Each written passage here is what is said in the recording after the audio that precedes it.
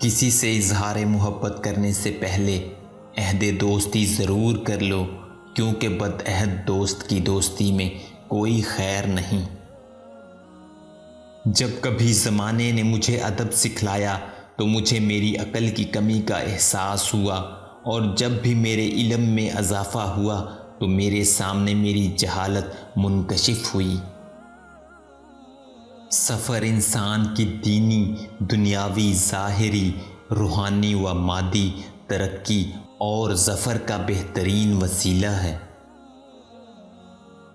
صرف 3 چیزوں سے بچو ورنہ ہلاک ہو جاؤ گے: شراب نوشی، کثرت جماع، کھانا ہضم ہونے سے پہلے دوسری بار کھا لینا۔ جو شخص تمہاری رائے کا خواہش مند نہ ہو اسے مشورہ مت دو، نہ تمہاری تعریف ہوگی اور نہ تمہاری نصیحت اسے فائدہ دے گی۔ جب لالچ انسان کے اندر گھر کر جاتی ہے تو پھر اس پر حقارت غالب آ جاتی ہے اور ذلت چھا جاتی ہے۔